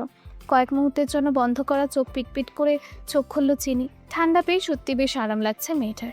এত সময় রোবটের মতো বিনা বাক্যে থাকলে এবার রিনা খান নিজের কাজে পুনরাবৃত্তি করছে দিহামকে শাসিয়ে। দিহাম, তুই কিন্তু বাড়াবাড়ি করছিস। এতটা আদিক্ষেতা দেখানোর মতো কিছুই হয়নি। ওইটুকুই তো পুড়েছে, কি এমন হয়েছে শুনি? তোমার মধ্যে কোনরূপ মনুষ্যত্ব নেই ফুপু, এতটা পাষাণ কি করে হতে পারো? চিনির কষ্ট হচ্ছে না তেমন নয়, ও দেখছে ফুপু ইচ্ছা করে চা ফেলেছে। ফুপুর কর্মকাণ্ডে খারাপ লাগলো, ব্যাপারটা যেন আর বাড়াবাড়ি না হয়, তাই চিনি বলল, আমি ঠিক আছি। চলো আমি মেডিসিন লাগিয়ে দিচ্ছি। কথা বলেই দুজন ফুপুর রুম থেকে পা বাড়াতেই রিনা খান রাগে রিডি করে অগ্নিদৃষ্টিতে তাকিয়ে বলল, দিহাম, তুই কিন্তু বাড়াবাড়ি বেশি করছিস। সকাল হোক, মায়ের কাছে তোর নামে নালিশ ঠুকবো, তারপর দুজনেই বিদায় হবি একসাথে। এই আগুন ঝরা লেলিহান দাবানলের মতো চোখে কোনো মায়া কিংবা কাতরতা ছিল না রিনা খানের। যা আছে সবটাই শুধু হিংসা। পেছনে পড়ে রইল রিনা খানের তিতকুটে কথা। ফিরেও তাকালো না চিনি আর দিহাম। চিনি নিজের রুমে পা রেখেছে কি রাখেনি তার আগে বিছানায় বসে কান্নায় ভেঙে পড়ল। বুকের ভেতর কোথাও একটা চির ধরল যেন, দহন অনুভব হচ্ছে সেথায়। চিনি ভাবলো মাম্মাম কখনো চা কেন চিনির হাতে এক গ্লাস পানিও তুলে খেতে চায়নি। বোন তো মুখের সামনে চাওয়ার আগে খাবার মুখে তুলে দিতে। এভাবেই চিনি মানুষ হয়েছে। আর সবচেয়ে বেশি ইম্পর্টেন্স যে দিয়েছে সেগুলো নির্ণয়। কান্না ভেজে ঝাপসা চোখে ভেসে উঠল নির্ণয়ের কেয়ার করার দৃশ্যটি। কীভাবে প্রতিবেলায় নির্ণয়ের মতো একটা মানুষ কাউকে পরোয়া না করে চিনিকে কোলে বসিয়ে হাতে তুলে খাইয়ে দিয়েছে। চেরি ফল খাওয়া শেষে বিচিগুলো নিজের হাতে তুলে নিয়েছে। সকলের সামনে প্রিন্সেস ট্রিটমেন্ট দিয়েছে। পছন্দ অপছন্দের সব দিক খেয়াল রেখেছে। চাওয়ার আগে মুখের সামনে সবটা হাজির করত। সেই দৃশ্যগুলো মনে করে চিনি বিড়বিড় করে আওড়ায়, আমি কখনো দেখিনি একজন প্রিন্সেসকে কেমন ট্রিট করে, কিন্তু আমি এখন এই মুহূর্তে অনুভব করছি আমি আপনার কাছে প্রিন্সেসের থেকে কম কিছু ছিলাম না। কথা বলেই চিনি ডুকরে কেঁদে উঠল। মনে পড়ে গেল বিয়ের দিন রাতে নির্ণয়ের বলা কথা। আমি ওই সময়টার জন্য অপেক্ষা করছি, যখন তুই মেনে নিবি আমি যা বলছি সব সত্যি বলছি। একবার আমাকে মন থেকে হ্যাঁ বলে দেখ, আমি মরার আগ পর্যন্ত তোর পাশ থেকে বিন্দু পরিমাণে হেলাবো না। ভরসা করিস, তোরা নিশ্চিন্তে থাক। মরে যাব তবুও ধোকা দিব না। চিনি বিছানায় উপর হয়ে শুয়ে কান্না করতে করতে বলল, আমি মেনে নিয়েছি আপনার বলা প্রত্যেকটা কথা সত্য ছিল, তবে আমি বড্ড বেশি দেরি করে ফেলেছি। এর মাঝে রেহান চিনির রুমে উপস্থিত হলো রাতে ফার্স্ট এড বক্স নিয়ে। চিনিকে এভাবে কান্না করতে দেখে দিহাম খানিকটা সময় নিয়েই বলল, চিনি, হাতে মেডিসিন লাগালে ব্যথা কমে যাবে। দিহামের কথা কর্ণপাত হতেই তিনার বলা কথাগুলো সব মনে পড়ে গেল চিনি। দিহাম কি করেছে নির্ণয়ের সঙ্গে, কিভাবে নির্ণয়ের ক্ষতি করেছে, গাড়ি বিস্ফোরণ করিয়েছে, ছল চাতুরি করে চিনিকে নিয়ে এসেছে। চিনি সেগুলো মনে করেই রাগে দিহামের দিকে না তাকিয়ে সামান্য তেজ নিয়ে বলল, আপনার কাছ থেকে আমার কোনো মেডিসিন চাইনি। যা বাবা, আমি কি করলাম? চিনি ভ্রুক্ষেপ করলো না সে বাক্যে। চিনি পেছনে ফিরে দিহামের দিকে তাকিয়ে কান্নারত অবস্থায় বলল, আপনি সব করেছেন, ইচ্ছে করে ভুল বুঝিয়ে সব ষড়যন্ত্র করে নির্ণয় ভাই থেকে আমায় আলাদা করেছেন। শুধু আপনার জন্য নির্ণয় ভাই থেকে দূরে, এতটা দূরে আমি। আপনাদের জন্য এইসব হয়েছে। বের হয়ে যান আমার রুম থেকে, দয়া করে বের হয়ে যান।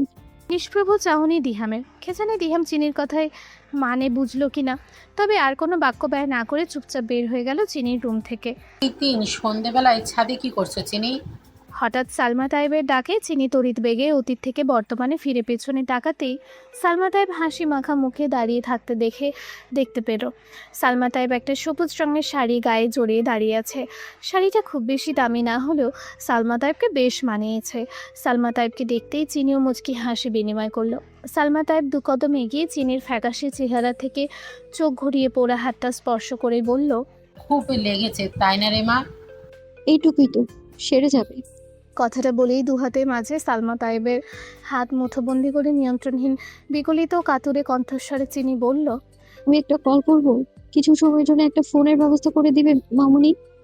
প্লিজ না বলো না, শুধু একটা বার কথা বলতে চাই আমি। কথাটা বলতে বলতে চিনি ঠোঁট ভেঙে কান্না করে দিল। আরে আমি কি করছি বোকামে, এভাবে কেউ কাঁদে? এই কয়েকদিনে এমনিতেই শুকিয়ে গেছিস, খাবার ঠিক মতো খাস না, চেহারার কি হাল বানিয়ে ফেলেছিস। আমি কিন্তু এবার খুব বকা দিব তোকে। চিনির আর সালমা তাইবের সম্পর্ক আগে থেকে অনেক উন্নতি হয়েছে, তাই তো মেয়ের মতো তুমি থেকে তুই শব্দে পরিণত হয়েছে। সালমা তাইব মায়ের মতো চিনিকে ভালোবাসে। চিনির কিছুতেই কান্না থামছে না, অনবরত কান্না করেই যাচ্ছে। ঠিক আছে বকবো না, আমি তোকে দিহামের থেকে দিহামের ফোন চেয়ে নিয়ে এসে দিচ্ছি। ফোন নিয়ে দেবে কথাটা শুনতে চিনির কান্না থেমে যায়। চিনির চোখে বিস্ময়। চিনি ঘোলাটে চোখে দৃষ্টিপাত করে অকপটে জিজ্ঞেস করলো, সত্যি মামুনি? হ্যাঁ সত্যি, চল আমার সাথে। চিনি সঙ্গে সঙ্গে হাত দিয়ে চোখ মুছতেই ফোন পাওয়ার খুশিতে হাসি খেলে গেল ঠোঁটের কোণে। সালমা তাইব চিনিকে নিয়ে সোজা উপস্থিত হলো দিহামের কক্ষের দোরগোড়ায়। দিহাম কার রাইডিং গেম খেলছে। হঠাৎ সালমা তাইবের ডাকে তড়িৎ বেগে ছুটে এলো দোরগোড়ায়। সালমা তাইবকে দরজার সামনে দাঁড়িয়ে থাকতে দেখে দিহাম বলল, মা, তুমি এসো, রুমে এসো। বাইরে দাঁড়িয়ে আছো কেন? কিছু প্রয়োজন? সালমা তাইব ছেলেকে এভাবে উত্তেজিত হতে দেখে মুচকি হাসি দিয়ে চোখ দিয়ে পেছনের দিকে ইশারা করে বলল, আমার না, ওর প্রয়োজন। দিহাম মায়ের পেছনের দিকে উকি দিতেই চিনিকে কাচুমাচু হয়ে দাঁড়িয়ে থাকতে দেখলো। সেদিন মাঝরাতে দিহামকে এসব বলার পর চিনি এই কয়েকদিন দিহামের সামনে আসেনি, তাই তো সেদিন রাগের মাথায় কয়েকটা কথা বলার পর থেকে জড়তায় ভুগছে মেয়েটা। দিহাম সাবলীল কণ্ঠে বলল, কি প্রয়োজন? চিনিকে তোর ফোনটা দে, চিনি তার মায়ের সঙ্গে কথা বলবে। মেয়েটা অনেক কান্নাকাটি করছে, ছোট তো, কখনো মা ছাড়া থাকেনি, মনটা আনচান করছে মনে হয়। দিহাম আর কথা বাড়ালো না, বিনা বাক্যে নিজের ফোনটা মায়ের হাতে দিয়ে দিল। সালমা তাইব চিনির হাতে ফোনটা দিতেই মনে হলো চিনি আকাশের চাঁদ হাতে পেয়েছে। এলোমেলো হয়ে দৌড়ে ফোনটা নিয়ে ছাদে চলে গেল অন্ধকারের মাঝে। চিনি যাওয়ার পানে মা ছেলে দুজনেই নিষ্প্রভ চাহনিতে তাকিয়ে আছে।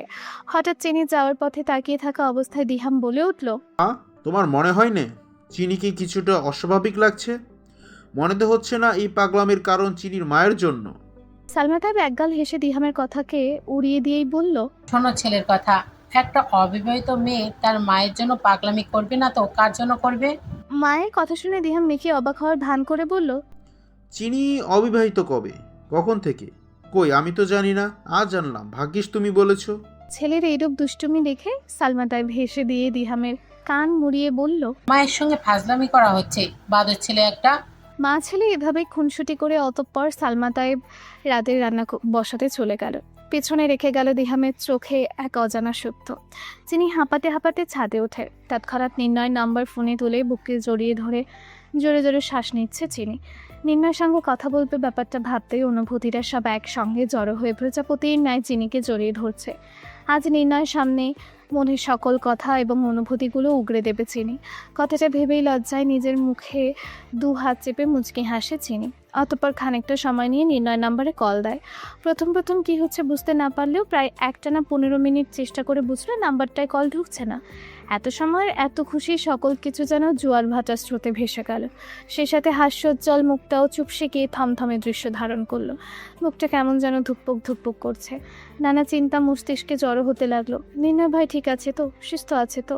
তিনার মুখে শুনেছে চিনি আসার পর থেকে বার কাউন্টারে বসে ড্রিঙ্ক করে সারাদিন ড্রাঙ্ক হয়ে পড়ে থাকে। চিনি কী করবে বুঝে উঠতে পারছে না, নিজেকে দমাতে পারছে না, কখনো হাত কাঁপছে কখনো পা।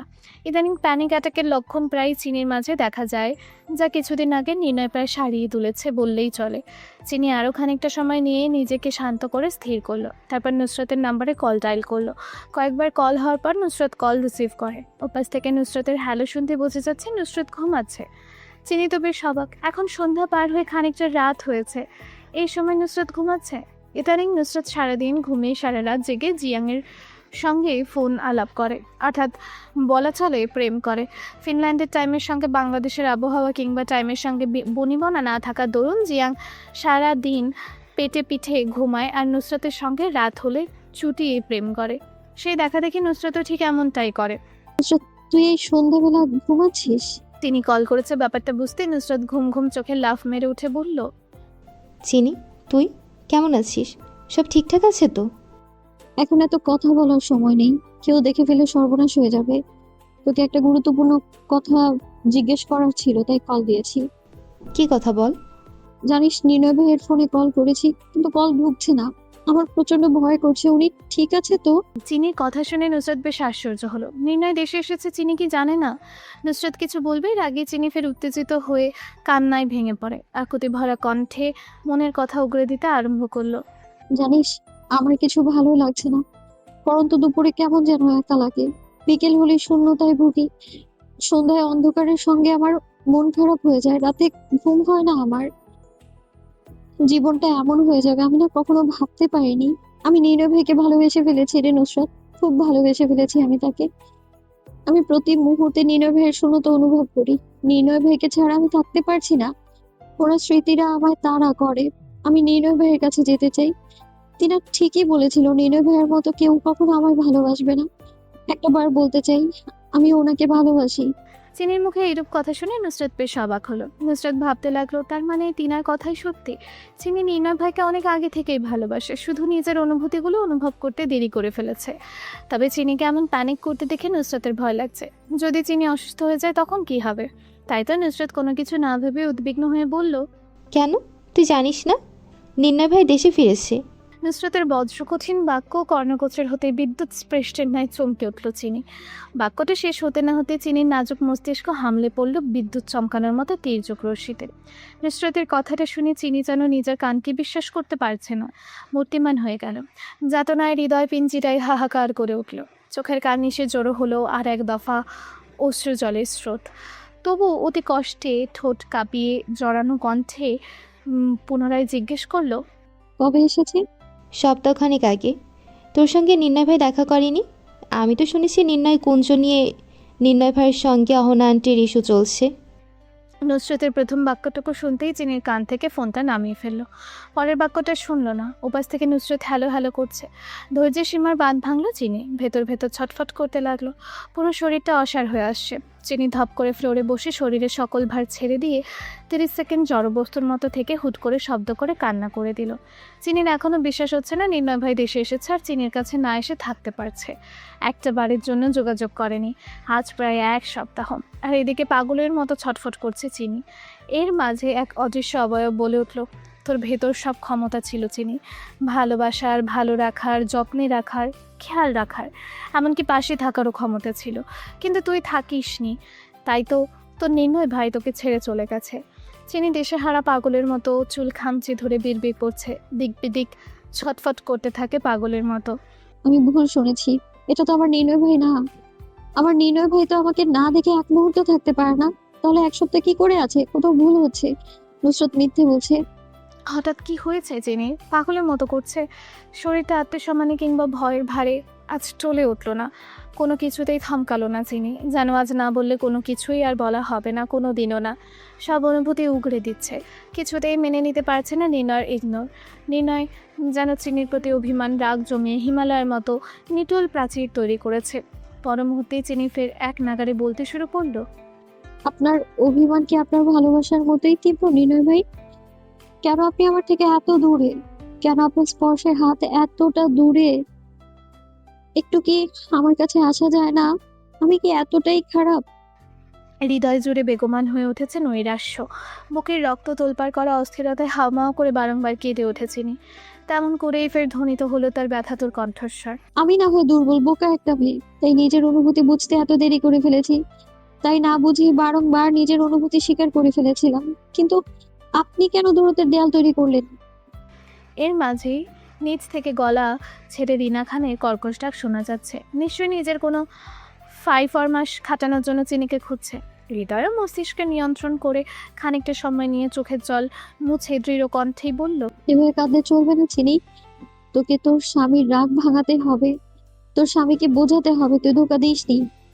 চিনির মুখ থেকে স্বামী শব্দটা উচ্চারণ হতেই মনের গভীরে সাপ্তা আওয়াজ তুলে বলল, স্বামী? এবার চিনি আরেকটু অধিকার খাটিয়ে বলল, হ্যাঁ স্বামী, নির্ণয় সিনহা চৌধুরী আমার স্বামী, যে আমাকে বিয়ে করেছে। হঠাৎ করে চিনির ভেতর আত্মবিশ্বাস জেগে উঠল। সন্ধ্যার ধোঁয়াশায় আরেকটু আধার ধীরে ধীরে বাড়ছে। ছাদ নিঃশব্দ হয়ে আছে। কারো কোনো উপস্থিতি না থাকায় ফাঁকা লাগছে চারিদিক। তখনই ছায়ামূর্তিটির একজোড়া চোখ গভীর চোখে চিনিকে দেখছে। অতঃপর একটা চাপা দীর্ঘশ্বাস বেরিয়ে আসলো চিনির ভেতর থেকে। অবশেষে ধীরতা বজায় রেখে চিনি উঠে দাঁড়িয়ে এক পা সামনের দিকে বাড়াতেই চিনির কেমন যেন একটা অস্বস্তি হলো। তবে এটা এখন থেকে নয়, বেশ অনেকটা সময় আগে থেকে। কান্নার দরুন চিনি ব্যাপারটা পাত্তা দেয়নি অত সময়। চারিদিকে অন্ধকার, কেমন যেন ভয় লাগছে চিনির। মনে হচ্ছে কেউ চিনির দিকে তাকিয়ে আছে। চিনি মনে মনে সামান্য সাহস নিয়ে আচমকা পিছনে ঘুরে তাকাতেই কাউকে দেখতে পেল। তার মানে চিনির মতিভ্রম নয়, স্পষ্ট না হলেও ল্যাম্পপোস্টের মৃদু আলোয় একটা লম্বা হয়ে দাঁড়ানো অবয়বকে দেখতে পেল। দেখলো কালো বলবান অবয়বটি একটা গাড়ির সঙ্গে হেলান দিয়ে চিনির দিকেই তাকিয়ে আছে। আতঙ্কে হাড়হিম হয়ে এলো মেয়েটার পুরো শরীর। শির দ্বারা বেয়ে নীরবে অতিক্রম করে গেল ঠান্ডা শীতল স্রোত। শুষ্ক একটা ঢোক গিলে সতর্ক পায়ে ধীরে ধীরে এক পা দুপা করে পিছিয়ে যাচ্ছে। মনে মনে ভাবছে, কি এটা? আদৌ কোনো মানুষ? ক্ষণকালের মধ্যে ব্যর্থ স্বর ধ্বনিত হলো তার প্রকম্পিত কণ্ঠনালী ভেদ করে। কে হতে পারে? চিনি শরীর ঘেমে অসাড় হয়ে আসছে, হাত পা কণ্ঠতালু শুকিয়ে কাঠ। আগ পিছু কিছু না ভেবে দৌড়ে ছুটে পালালো। সে অবয়বটি আর অন্য কেউ নয়, স্বয়ং নির্ণয় সিনহাত চৌধুরী। তৃষ্ণার্থ চোখেই চিনিকে দেখছে সে কখন থেকে। চিনি চলে যেতেই নির্ণয় ঠোঁট গলিয়ে কিছু শব্দ বের হলো। আমাকে ছেড়ে যাবি আর পস্তাবি না, অর্থাৎ মরণ সামনে থাকবে আর ভয় পাবি না। কথাটা বলেই নির্ণয় গাড়িতে উঠে গাড়ি স্টার্ট দিল। চোখের পলকে আধারের ধোঁয়াশায় মিলিয়ে গেল গাড়িটা।